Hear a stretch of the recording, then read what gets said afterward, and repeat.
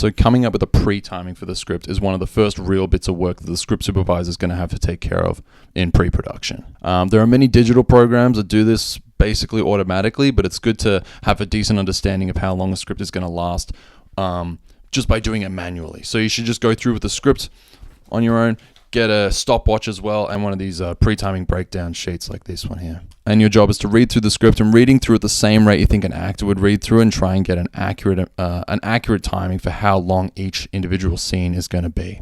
The way to do this is by getting up on your feet and actually physically acting out the scene as though you're in a play in your bedroom.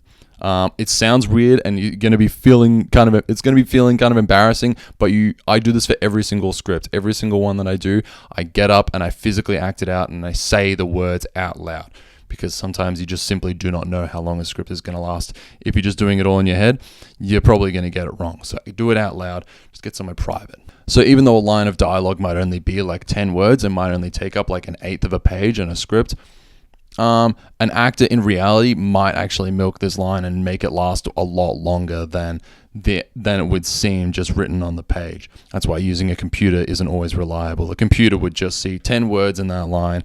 That'll be like 4 seconds or whatever, for instance. A couple little rules. Just ignore the amount of time that it might take to add like credits and title cards. That's not in your control. Just ignore that completely for now.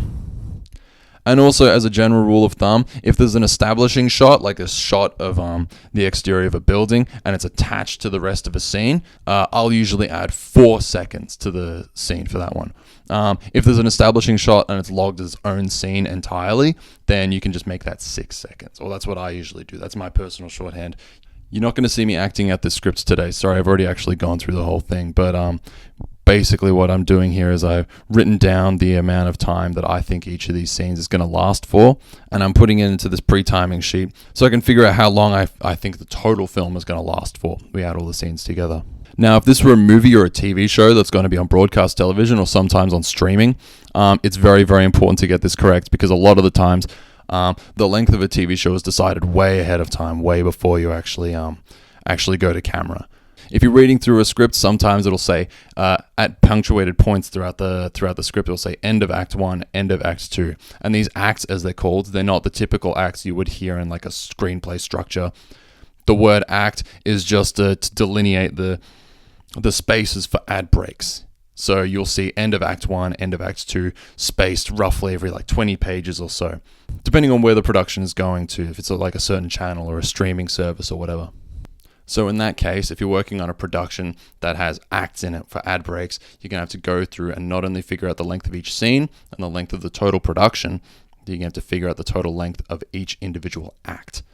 And in the case that they're like, say, roughly 20 minutes, hopefully every act is going to be about the same amount of time with a allowable tolerance of maybe a minute or so. And that's it. That's the basics of how to pre-time a script. And you're going to have to use the this estimated runtime to figure out the day-night breakdown. But I'll show you how to do that in the next video. Feel free to leave a comment if there's anything you want me to cover specifically. But if not, I'll see you in the next video.